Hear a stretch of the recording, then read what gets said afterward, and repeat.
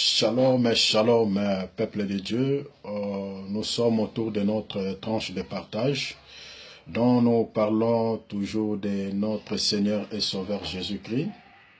Aujourd'hui, nous allons parler quelque chose sur une histoire que beaucoup connaissent bien.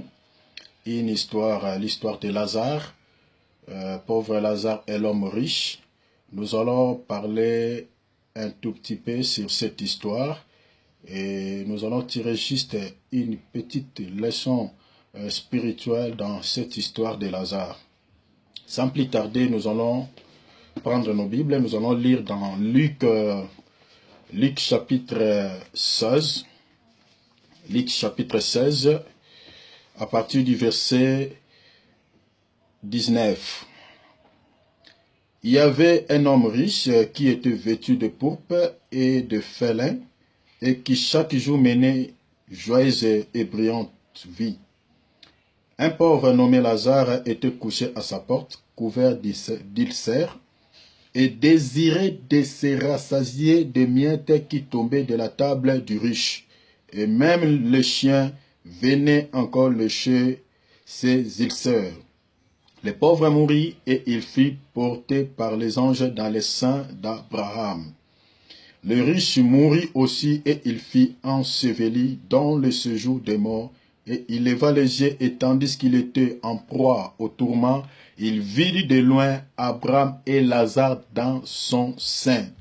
Il s'écria, « Père Abraham, aie pitié de moi, et envoie Lazare pour qu'il trempe le bout de son doigt dans l'eau et me rafraîchisse la langue, car je souffre cruellement dans cette flamme. » Abraham répondit, « Mon enfant, souviens-toi que tu as réussi tes biens pendant ta vie et que Lazare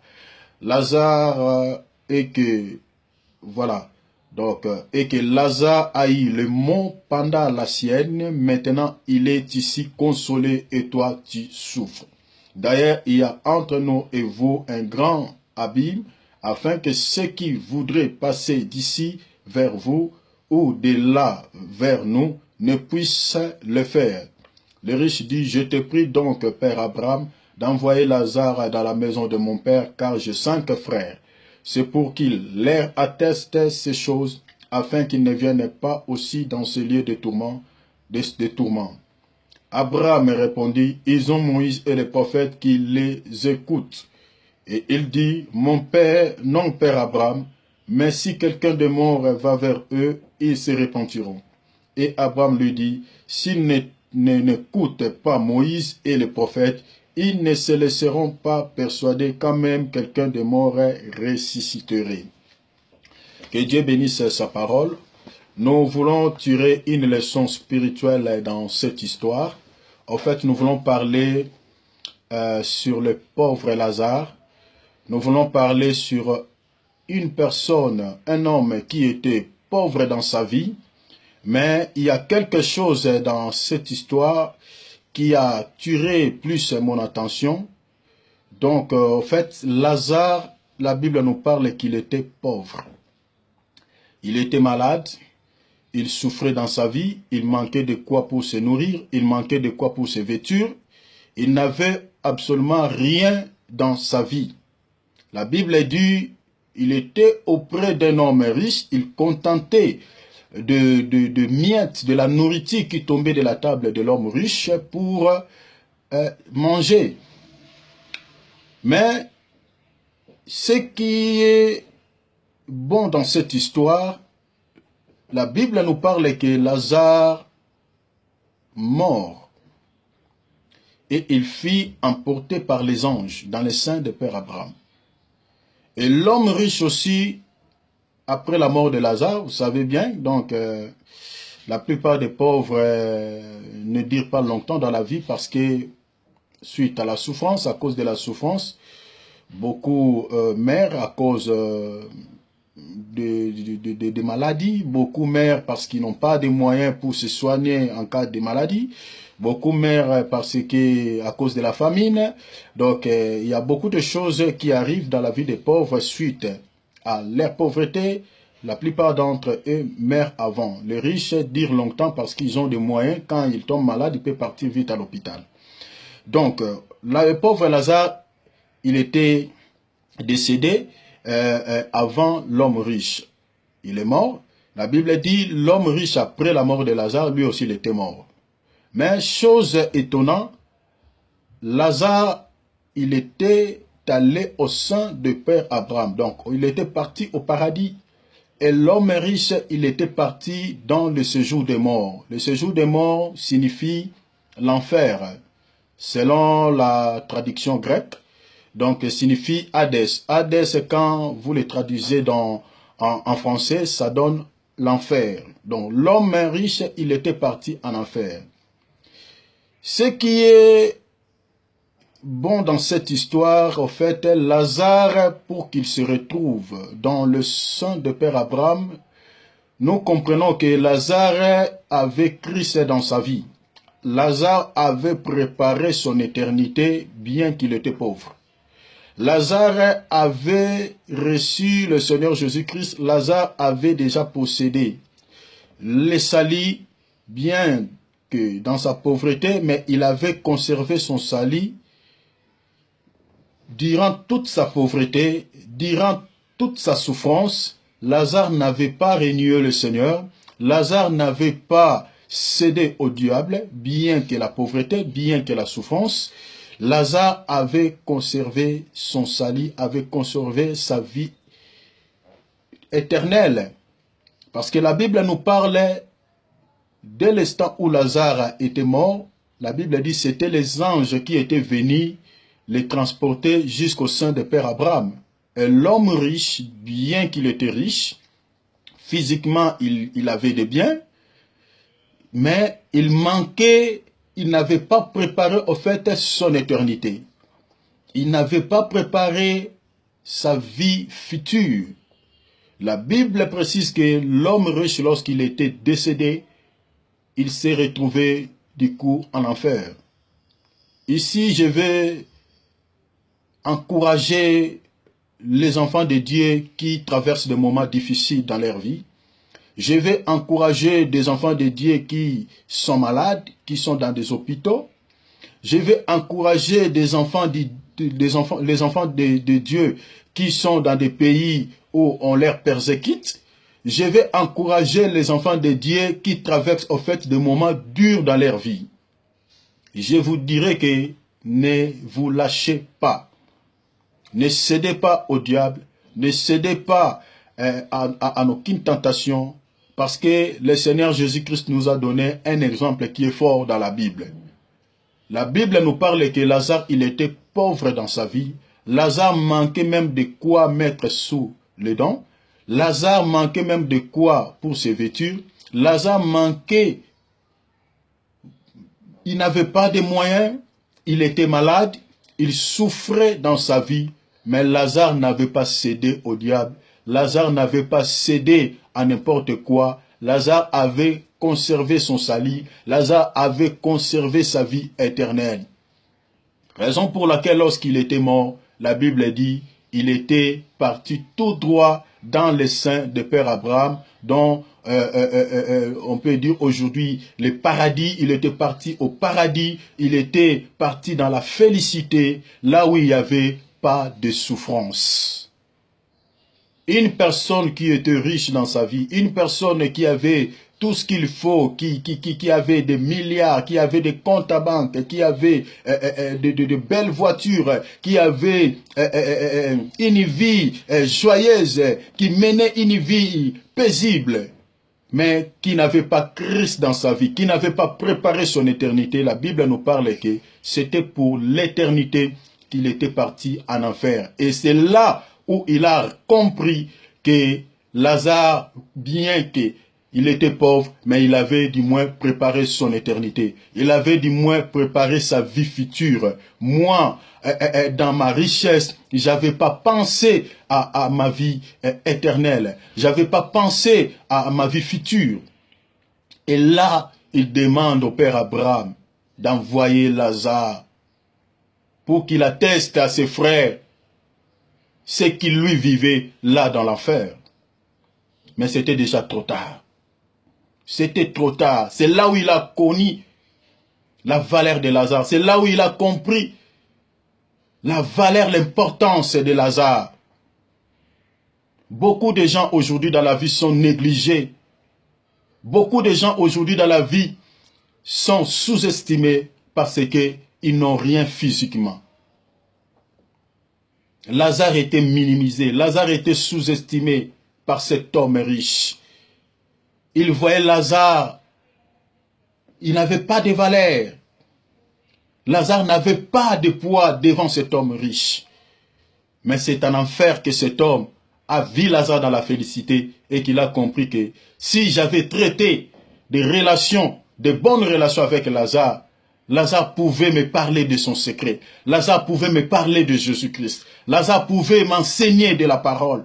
Lazare pouvait me dire ce que je suis en train de vivre aujourd'hui. Mais c'était déjà trop tard pour lui. Beaucoup de riches aujourd'hui sabotent les chrétiens, négligent les enfants de Dieu parce qu'ils n'ont rien physiquement. Mais ils ne savent pas que ce qu'ils négligent, les personnes qu'ils négligent, ils ont quelque chose en eux de plus important. C'était ça le cas de notre frère Lazare. Physiquement, Lazare n'avait rien. Mais spirituellement, Lazare possédait quelque chose. Que cet homme, s'il avait traité des relations avec Lazare, que cet homme, s'il avait cherché à parler un tout petit peu avec Lazare, Lazare pouvait parler de cette réalité de l'enfer. Il demande au père Abraham d'envoyer Lazare. Cet homme a compris que Lazare, il était un prédicateur. Cet homme a compris que Lazare, il était un enfant de Dieu. Cet homme a compris que Lazare, il était quelqu'un de plus important, que je pouvais entretenir de bonnes relations avec lui.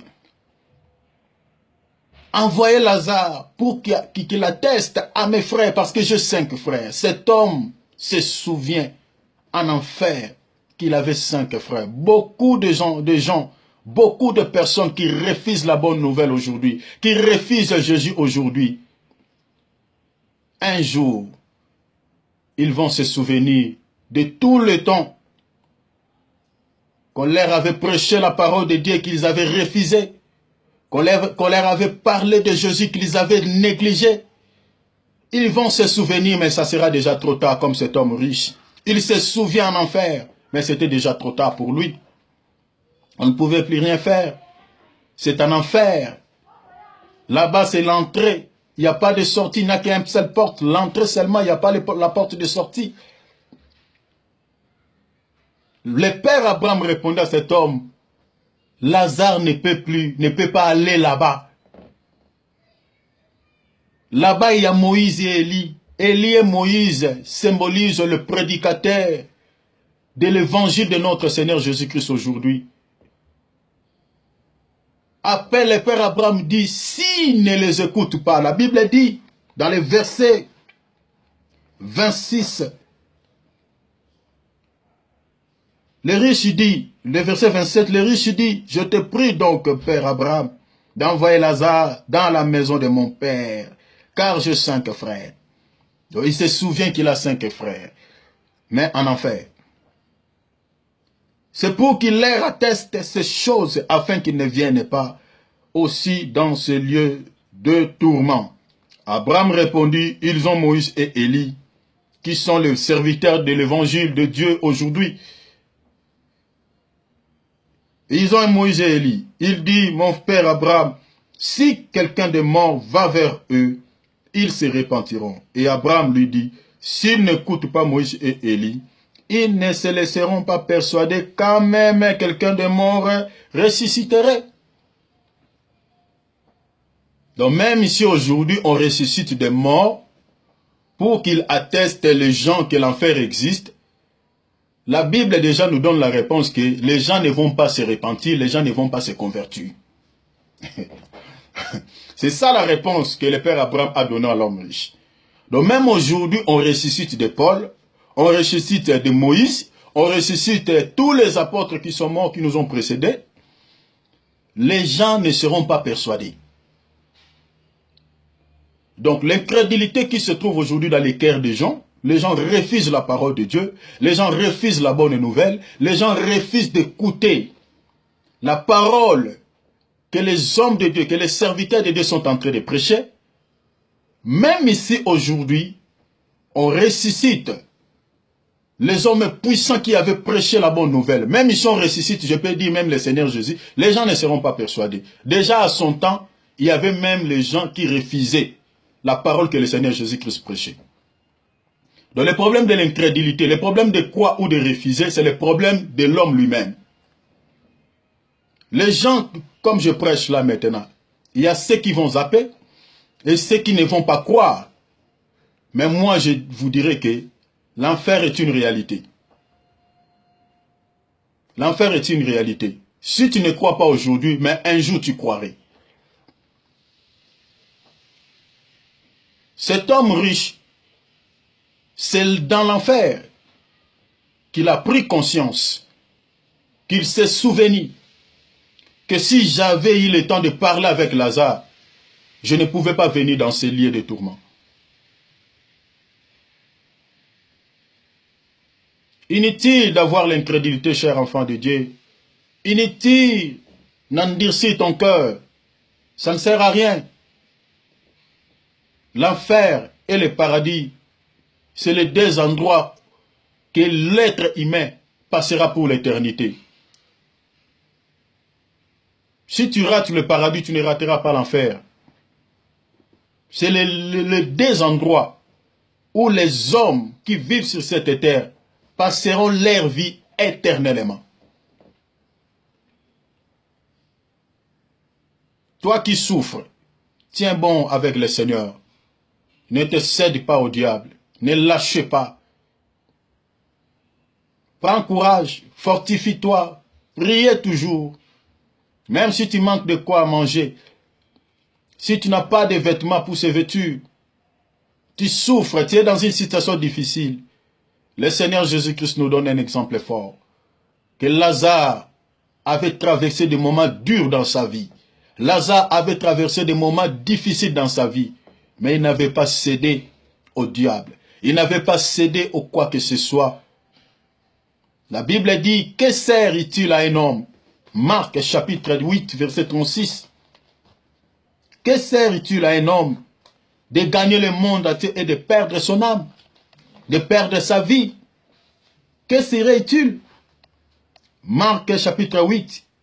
On peut lire ça, Marc chapitre 8, verset 36. La Bible dit, et que sert-il à un homme de gagner tout le monde s'il perd son âme? À quoi bon d'avoir les voitures? À quoi bon d'avoir des comptes à banque? À quoi bon d'avoir les richesses de ce monde si tu n'as pas Christ? Si tu n'as pas la vie éternelle? Si tu ne possèdes pas le salut? À quoi bon que tu puisses passer toute ton éternité en enfer dans un lieu de tourment comme cet homme riche? À quoi bon? À quoi bon, cher enfant de Dieu? C'est le moment avant qu'il ne soit tard pour toi. C'est le moment d'accepter le Seigneur Jésus-Christ dans ta vie comme ton Seigneur et ton Sauveur avant qu'il ne soit tard pour toi. La vie est faite de choix et de décisions. La Bible dit, voici je mets devant vous le chemin de la vie et le chemin de la mort. Choisissez. À toi de choisir. Si tu veux la vie, accepter le Seigneur Jésus-Christ maintenant comme ton Seigneur et ton Sauveur. Tu auras la vie éternelle. Mais si tu refuses, c'est que pour toi tu as fait le choix, c'est l'enfer. Lazare dans sa pauvreté, il avait conservé son salut, il avait conservé son éternité. Toi qui souffres, je te dis, ne lâche point, ne cède point. Tiens-toi bon avec le Seigneur. Notre frère Lazare avait traversé des moments que tu es en train de traverser aujourd'hui. Avait traversé des moments durs dans sa vie, mais il avait conservé son salut. Le jour de sa mort, il était parti dans la félicité. C'est les anges qui étaient venus l'accueillir. Et cet homme, bien que riche dans ce monde, bien qu'il avait possédé tout ce qui était comme matériel, mais qui manquait le Seigneur Jésus-Christ. Et c'était pour l'éternité qu'il était parti en enfer. Ne cédez pas au diable. Que le Seigneur de gloire te bénisse. Quel que soit le moment, quel que soit le temps que tu es en train de traverser, fortifie-toi. Tiens-toi bon. Comme notre frère Lazare, qui avait gardé son éternité, qui avait gardé son salut, qui avait gardé sa vie, qui avait gardé Christ dans sa vie, qui avait marché toujours dans la crainte de Dieu, qui avait gardé toujours une vie de sanctification, bien qu'il souffrait. Et le Seigneur n'avait pas abandonné son âme le jour de sa mort. Il avait envoyé les anges pour les transporter dans la félicité. Que le Seigneur de gloire te donne la force. Que le Seigneur de gloire t'encourage. Que Dieu vous bénisse. Au nom du Seigneur Jésus-Christ. Amen.